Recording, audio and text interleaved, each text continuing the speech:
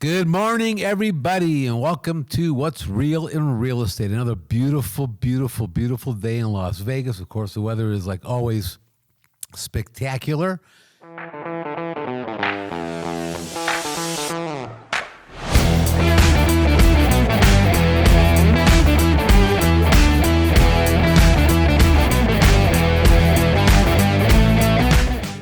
A lot of exciting things going on here in town. Yesterday, the Mirage reopened, and that's always good to see more casinos opening up, and they had a big to-do. Today, I believe, at 8 o'clock, they're going to relaunch the Mirage Volcano. So if you're down on the Strip, make sure you catch that. It's always a lot of fun to see that. Great news out of McCarran Airport yesterday. They reported the traveler totals for July were up 56% from June, so that is always great to hear. Once again, we are going in the right direction. I saw something interesting in the paper today, real estate related. There's a called California Real Estate Giant is building rental homes. American Homes for Rent is building 35 single-family homes near Russell and Buffalo. They're going to be about 1,700 to 2,200 square feet, starting at $1,700 a month. This is very badly needed. We've had a bit of a rental shortage, and this is going to help. From what I understand, they're going to have 10 homes available next month, and the rest of the 35 will be completed by the end of the year. So that's a good thing for renters, and we got to make life easy for them too, right? Of course, we're always thinking about the Golden Knights and the Aces. I hope to see them succeed over the weekend. COVID, got some interesting COVID information because, this thing is a mess and nobody really knows what's going on or what to do. But one thing we do know is this is interesting. Abbott Laboratories have are coming out next month with a test that costs $5. The test is the size of a credit card. It's a swab. They claim it's 98% accurate with results in 30 minutes. They're going to have 50 million of these tests available by October. Folks, this is a game changer. This is a huge event for us. So I'm excited to talk to you about some real estate items. And later on today, we're going to have Jeff Michleman with us from First American Title. But I want to talk to you about maneuvering through this crazy hot market we have right now. We are seeing multiple offers and activity like we never thought we'd see during COVID. But Las Vegas is a little bit of a different type of a market. It's unique in its own way. When you talk about retirement, think about where people go to retire. There's only a few places that pop up. You hear about Florida a lot. Sadly, they're going through the hurricane season right now. Arizona is a lot hotter than us and not as exciting, of course, a lot more boring. But Texas, all the humidity, the huge bugs, the hurricanes. In California, everybody's moving. They're here from California because they can't afford to be there. The cost of living is outrageous, and that's one of the great things about Las Vegas. Our cost of living is so reasonable. We're a place to be, and the world knows it. That's one of the reasons why we're seeing such hot market right now and a hot appreciating market right now. So when you're buying or selling, there's a few things you need to know. And today I'm going to focus mostly on the buying end of this. See, when you're buying a home, first of all, you're very emotionally involved. Well, your realtor is not. So pay attention to what they're telling you. But understand that we're seeing more and more multiple offers now, and that's part of what people don't understand. We have a lot of inventory. I looked this morning, as of 8 o'clock this morning, we have about 6,585 properties with no offers on them, and almost 5,000 of those are single-family homes. So the market's hot, and I want to talk about a few things that I think will help you capture that home that you so badly want and deserve. Let's face it, with interest rates as low as they are, everybody with any common sense is doing what they can to make a move now. They're moving up, they're moving down, they're moving in, but people are making moves right now because of this crazy hot market. All right, let's start with the top 10 things I think you need to know if you're a buyer. First time or 10th time, it doesn't matter, but be prepared. What I mean by that is have your ducks in a row as far as money, Here's an example. A lot of people are using down payment assistance programs today, where the Nevada Housing Authority, whether it be Home as Possible, a Home at Last, Home for Heroes, they're going to give you enough money that you don't have to put down a down payment. But you do have closing costs. And of course, as a realtor, we always try to negotiate the seller to pay for some, if not all your closing costs, but at least some of them. But on top of that, you're going to need money for an appraisal. That's going to be a good $500. Depending on the size of your home, you're going to need at least $300 for a private home inspection, which is very important. There's $800 right there. And a lot of folks forget about or don't think about earnest money deposit. That could run anywhere from $2,000, $3,000 to $10,000, depending on the size, the price of the home that you're buying. And earnest money is something that we don't talk enough about, I don't think. Lenders don't talk about it enough on the front end.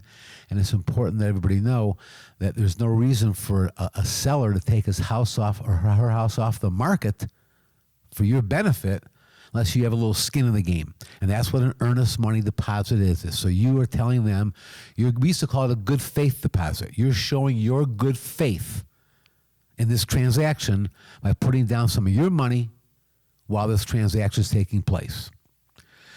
Okay? The other key is get out and look. A lot of people today, more than ever, are using the internet, and that's a great place to search. But you can't tell what's really happening in a home by looking on the internet. You need to get out and take a look, get out of the house, put your time in out looking at homes. Everybody wants a great deal. You're not going to get a great deal sitting at home.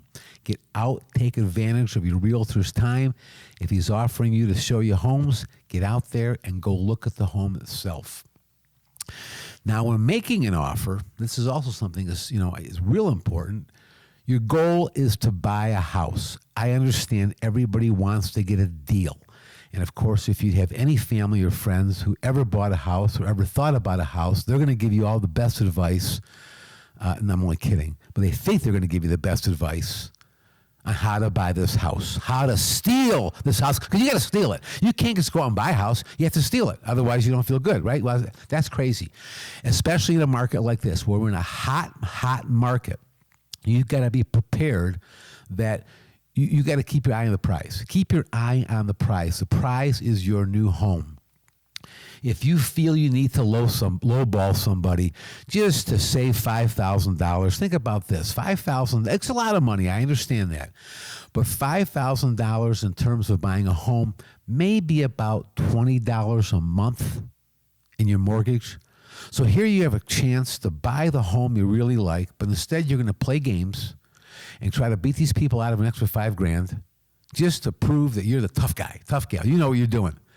You'll lose the home for $20 a month. It's not worth it. So keep that in mind. Your realtor will run what we call an analysis. They'll run comps, sold comparables. They'll look at homes that have been sold within 90 days, within a mile of the home that you're buying, similar in size, similar in style, similar and close to age. And they're going to tell you, give you a very good idea what the value of that house is. And all you should be concerned with is that you're buying a home that you like, that you can afford, and that appraises at fair market value. Again, I know everybody wants to get a deal, but really, what you really want is to buy a house. So keep that in mind. Be aggressive, especially in a market we're in right now where we have a lot of people moving here and wanting to buy here. Again, go look at homes. A lot of people will look at homes online and they'll see the pictures and they'll make a determination whether they want to view the home just by that. Now, I understand if you see a home and it has maybe a tile, the old-fashioned tile countertops, and you see the carpet's dirty, the paint's ugly. You may see something that just turns you off. You don't want to waste your time, and I understand that. But a lot of realtors, unfortunately, today are still taking their own pictures. And because of that, a lot of them will take pictures that don't look good. They don't present the home in a good way. And you might look at those pictures that are taken poorly and say, nah, I don't want to see that home. But if you go to the home, all of a sudden it's beautiful. See, I and many of us are other realtors, myself included, we hire professional photographers. And those people sometimes make the home look even nicer than it really is. So you really have to get out. If you know the home is in the area you want to live in, it's in the price range you can afford, it's the style, and has everything you think you want, go take a look at it. The worst thing you did is waste a little bit of time, but at least you've done your due diligence. You've explored the market better. And when you do find that home, you will know which is the home for you. So get out and look. The other thing that can be very frustrating for a buyer, specifically a new buyer, but really any buyer at all, is the frustration in a hot market like this of losing a deal or two. And I've seen people just fold up, man, and they lose a deal or two. They throw the towel in. They don't want to look. They give up, and it's a shame because they're missing out when prices are reasonable. They're missing out on from fabulous interest rates. I mean, the rates are beyond ridiculous today. We're seeing rates below 3%. It's unheard of. You can lock that in for 30 years. You can get 15-year loans pushing at least in the low twos. So stay positive. In a hot market, you are going to miss a few opportunities, and that's just life. Anything worthwhile, like buying a home, is worth the effort. You know, we did not sell 3,300 homes last month because people tossed their hat in and threw the towel in. We sold them because people stuck with what they wanted. They continued to look. They were aggressive in their pricing, and we sold, I think it was more homes in July of this year than we did July of the year before. So again, I can't stress it enough. The market is hot. It's really, really hot. And I'm not talking about the weather. I'm talking about our real estate values and our real estate properties. Now, here's something else you should consider. We just talked about trying to get a steal. How about this? How about overpaying for the house? Or over-offering. When we bought our house 4 years ago, we offered $2,000 over list price, and there wasn't even any competition at the time. What I mean by that is we'll always ask, are there other offers in, and get some feedback from the listing realtor. We just didn't want to take a chance. We knew the home was something we liked. We've been looking for a while. So when you're looking at a home, if your realtor suggests to you, you know what, go in a couple $100, $1,000, $2,000 over, it still has to appraise. You may be talking pennies, dollars a month that can make the difference between you getting the home and you getting rejected. So give that some strong consideration. It really can be a difference maker. If you're going to win in these kind of arenas, sometimes you have to think outside the box. A lot of realtors today will suggest a 10 to 14-day due diligence period. Quite frankly, you don't need that. Many times when you're in competition, you're better off telling them we'll have our due diligence done in 5 days, 7 days. You know, your realtor knows he can get an inspector in there the next day, get a report that same evening, get it over to the selling agent the next day, and everything can be wrapped up in a short period of time. So you want to do things that can give them a reason to take your offer over somebody else's. The other thing is, we talk about inspections and due diligence period. Don't expect the seller to turn the house you're buying into, that's 20 years old, into a brand new home after the inspection. The purpose of a private home inspection is to discover what major items are in need of repair.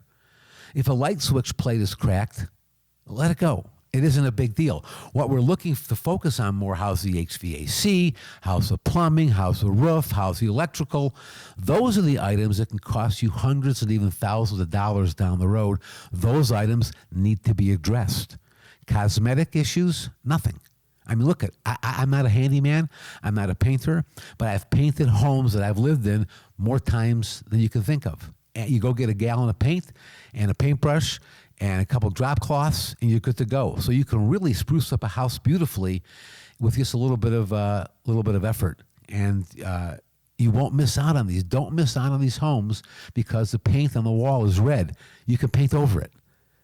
Go see these homes. Remember, you can do little things to help improve your chances. The other thing is communicate with your realtor and your lender. They'll constantly be asking you for this, that, and the other, and don't dilly-dally. Just, as they say in Nike, just do it. Just do it and do it now. Time is truly of the essence when you're buying a home. So when they need paperwork, get it to them. They need this, get it to them. They're out there working to help you get what you want. You got to give them a little help too. And finally, this is real important. And we will tell this to our buyers all the time. I'll tell it. Lenders will tell it. Yet they don't seem to hear it. Do not use your credit cards for any reason until the keys are in your hand. I've had situations more than once where people, on the last day, we're ready to close, but the lender will check the credit one more time. They see something happen that's unusual. Maybe you added $2,000 of furniture or appliances, and they put the loan on hold. We got to regroup. You could lose it that way. So just these are all simple tips. They're not really difficult. The key is we have a hot market right now. If you're going to succeed in the hot market, you've got to be aggressive. You can't worry about stealing a house. You have to be aggressive. Look at the comparables, look at the pricing, and end up by keeping your eye on the prize. Your goal is to get that house, and that's what I want you to do. All righty, so we're going to move on a little bit here. I'm real excited now because we have one of my good buddies in town, and a good buddy of everybody in town here, from First American Title. Jeff Michleman is going to be joining us. Yeah, we got Jeff Michleman here. Jeff Michleman is not just one of the great title reps in this town. He's also one of the great comedians. I've seen him perform. Yes. We're going to talk a little about that. Can't we talk a little about comedy? We can talk about comedy because I feel like I'm on FM radio this morning, being in this microphone, talking close to it. FM radio. Of course, let's talk about comedy. Let's talk about all good things in the world right That's now. right, and there are a lot of good things. I don't know if you heard, but you probably weren't here when I mentioned the Abbott Laboratories. Abbott Laboratories is coming out with a test, a $5 test. Oh, wow. 98% accuracy. Next month, we're going to have 50 million of these out for you to take. 30-minute results. See, and that's what people need because, I had a friend, their son was tested positive, but it took almost 7 days. I mean, that's a long time to find out the result. It's a long time to find out that's the a game result. changer, man. That is a huge. That's a game changer, and I'm excited about. Look at everybody's going. Look at this thing is moving in the right direction. I said earlier that we had 56% more visitors last month in June, so we're going in the right direction. Yeah. Mirage opened up yesterday. We're going in the right direction. Everything is moving positively and in the right direction. So let's take a minute and talk about title because it's something that a lot of people, a lot of consumers don't quite understand. Yeah, what is title? Is that what you want to? Is that the question you're asking? Here's the question I have for you. Okay. Pick one. There's title and there's escrow. Well, title is title insurance, first of all. You have to have title insurance on the property because you have to have, first of all, clear title, no liens, other people's, things come up. You have to take, when you take a property, the title of, you're going to affix your deed to it and the deed of trust, and you're going to own the property. You need to have it free and clear. You don't want other people's old tax liens, lawsuits. That all has to be cleared off. And the reason for title insurance that you pay for is, say you bought the property and a year later, all of a sudden it comes up that there was a lien affixed to the property and it can't come off. The title insurance will cover that to have that cleared. Take a minute, Jeff, and tell people how that works. I understand how title insurance covers it, but how does it cover it, really? Can you explain that? How does it cover it? Yeah. Bottom line is, when you buy a property, it has to be free and clear. So say somebody comes knocking on your door. Hey, you know what? This is my house. Here's the paper that proves it. What does a title insurance company do to protect? First of all, if they're not on title now, they don't own it. It's you own it. You're the owner. Title insurance makes sure that everything is free and clear. And then if, God forbid, something comes back on the title a year or two later after purchasing your home, you will be covered. Like there was GM Motor loan. The last owner defaulted on their car. Had their car, repoed, and so that repo becomes became a lawsuit, and then it was a judgment on the property. And it wound up, for some reason, by some mishap of what, look at how life is now with paperwork. Things are missed. And, even when you're think about loan officers, when you're doing a loan, and these things crop up at last minute because, it happens, and this is life nowadays.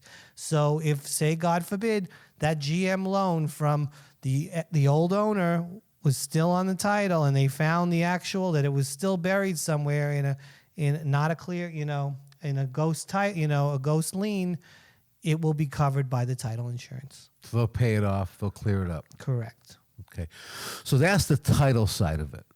And the escrow is when you're purchasing the home, the buyer and the seller, because we are a non-interested third party. We are here to make sure that your deal closes properly, and with no judgment. It's just done. We are there. We are your closing company.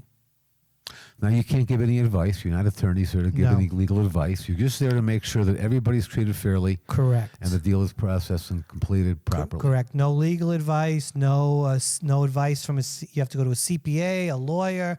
That advice you got to get from that professional, not from us. Okay. Now, you've been with First American for how long now? It's technically 4 years. 1 year was Nevada Title. My first year was Nevada Title, and we were bought out by First American. So I'm in my 4th year now at First American. I just celebrated 4 years total in title in July. Oh, congratulations. Yeah, but I'm in the business over 23 years, 24 years actually, come to think of it, because it was 20 years in the mortgage business. My last mortgage gig was at Movement Mortgage. I was a loan officer. Movement Mortgage. Back in the... that was during, that was not during the heyday. That was during the re-up, as we were, since 2012, I was with them.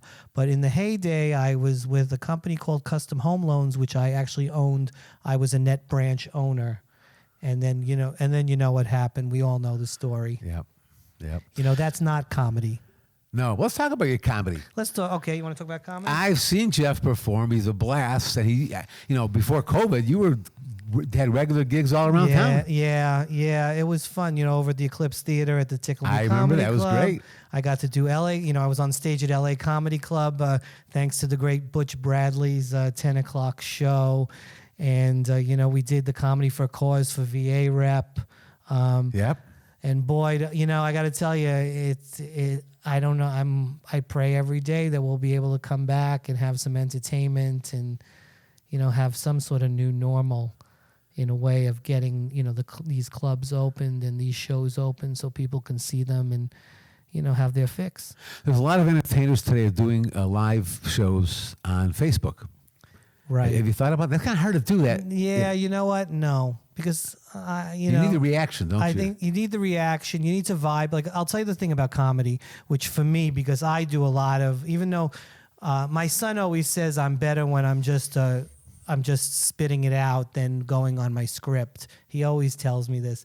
And I have to tell you have to vibe with the audience. Like, I find if I vibe with the audience, if there's like a funny group in the front or a friendly face, you have somebody to vibe off of. Being in front of the computer, it's different. Look, we're all Zooming. Look, are we going to Zoom this? This isn't a Zoom. What are we? We're taping this. This is taped. And we'll put it up later. And where will it be seen? Where will this be seen? It'll be on Facebook, YouTube. Yeah. Wonderful. And Brandon's going to push it out to a lot of places. That's great. But the thing is, with entertainment, live entertainment, you need the audience to vibe off of. Like, I'll tell you, the nights that I bomb, there's certain things something will even trigger me. Whether you do great or you bomb, you could be triggered just by that one person in the front. I remember being in Grand Rapids, Michigan. I was selling real estate franchises and was doing comedy at the time back in Detroit, and I had a couple evenings free.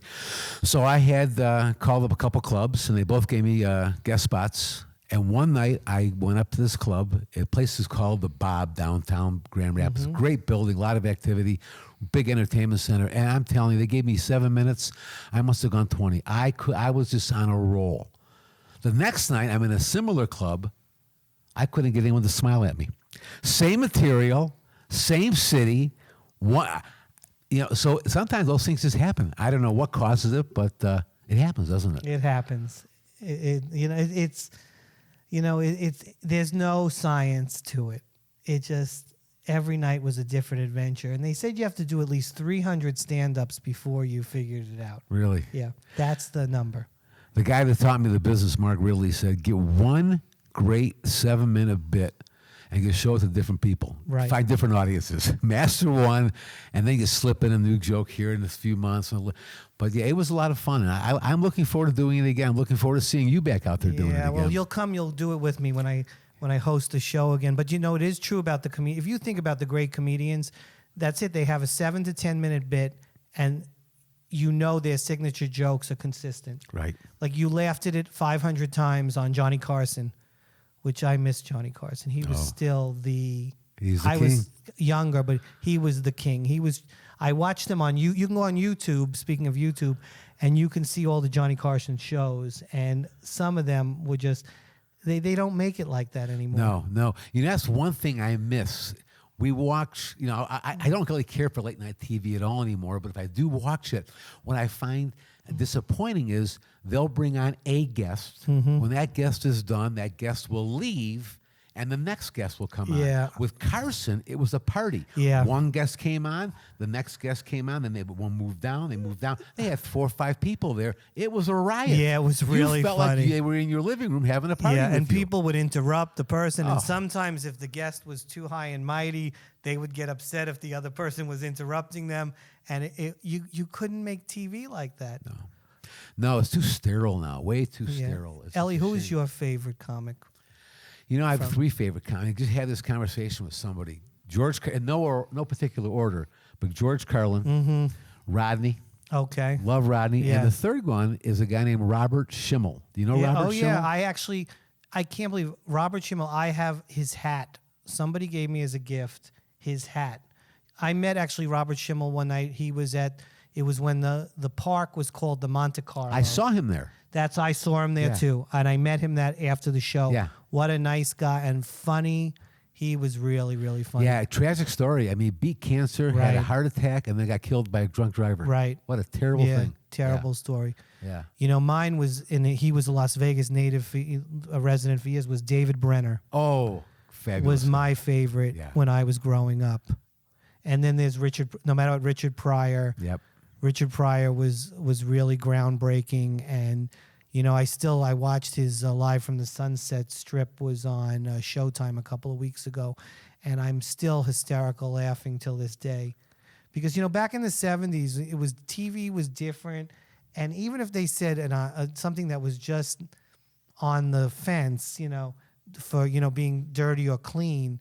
You as a kid, as a 10-year-old, there I would be laughing hysterically, but not every comic made me feel that way as a kid. No. And there's some very clever, funny comics today. I just don't find their humor quite the same as I did back then. I don't know why. How about you?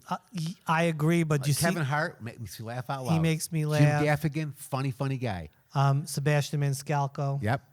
And I think Dave Chappelle spins it brilliantly. I'm glad he's back. When he's on Netflix, it's like you just sit there and you go, wow, like you can't stop laughing because it's really, he just knows how to spin it. He really does. Yeah, Chappelle, and he went off for a while. I mean, he's a young guy. I thought he was older than he was just because he's been around so long. He's had a heck of a career so far. Great career. Funny guy. And I'll tell you, I always thought Eddie Murphy. Oh. Eddie Murphy Raw is one of the great comedy shows of all time. There's a lot of great ones. I do miss it. Did you watch the movie Dolomite? Do you know the story of Dolomite? I still have a Rudy Ray Moore. CD. What a story.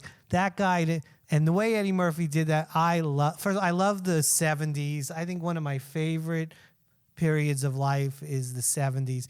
I even dream of having a 1973 Eldorado convertible. Yeah. I would like it to be white with red interior.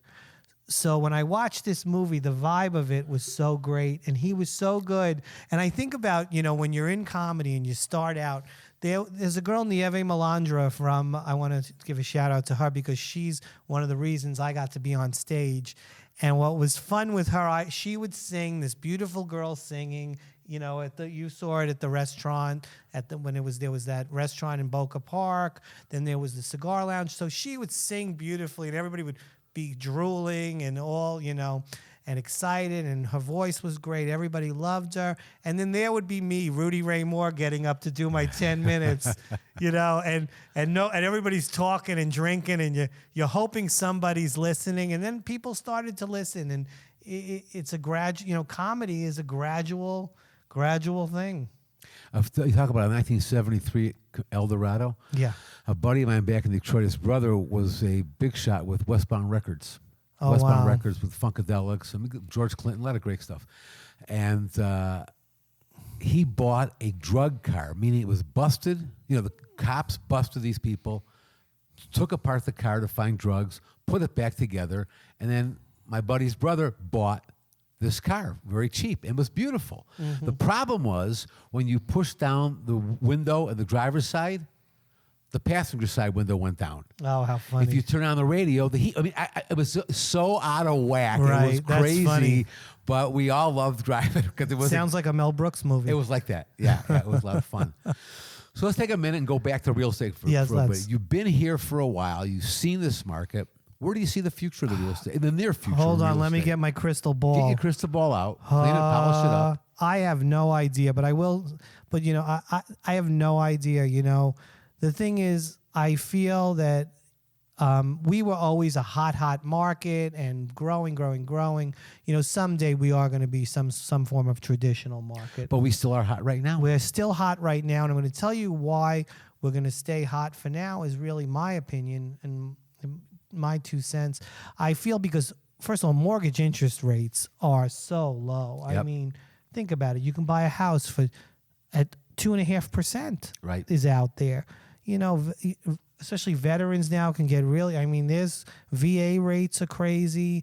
The conventional rate FHA 3.5% down. Think about this.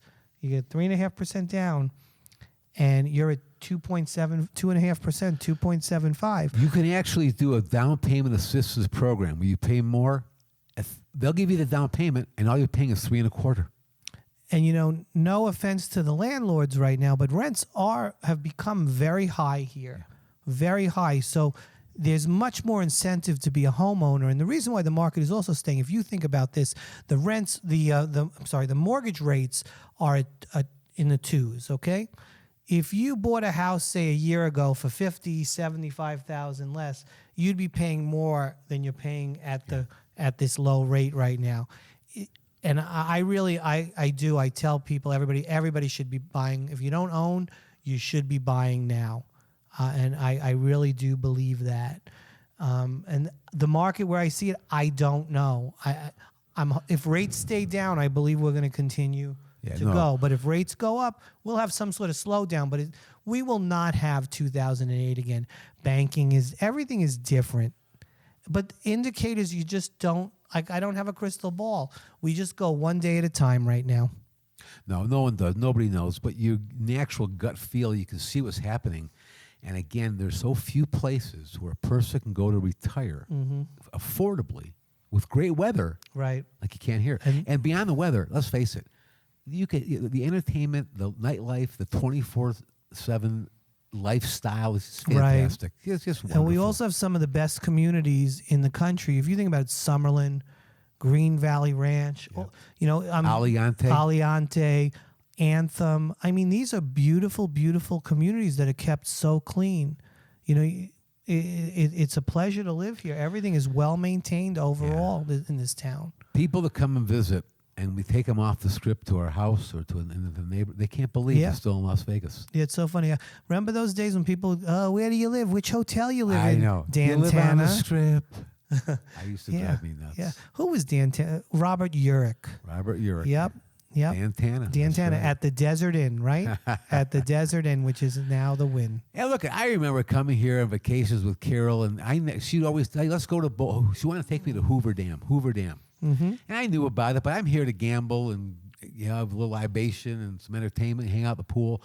But after asking me to go 3-4 times, I felt like an idiot not going. So we rented a car, drove down. I was blown away just on the drive, all the Right. mountains. I didn't even realize we had mountains here Yep. because I was stuck in a hotel the whole time.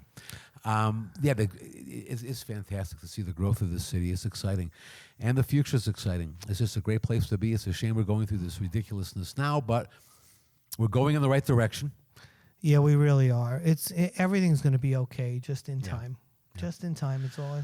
Well, I can't thank you enough for coming by, Jeff. You're one of the good guys in this thank town, you. and I appreciate you taking the time for me. Elie, you're a dear friend, and I appreciate you having me on today. This was a lot of fun. Good. Glad to be here. Well, listen, I want to thank everybody for tuning in, and please, we're going through some tough times. I'm asking you to be nice to each other, be kind, wear a smile, and remember to take care of each other. Have a great week. Look forward to seeing you next week, everybody. Take care. Bye-bye.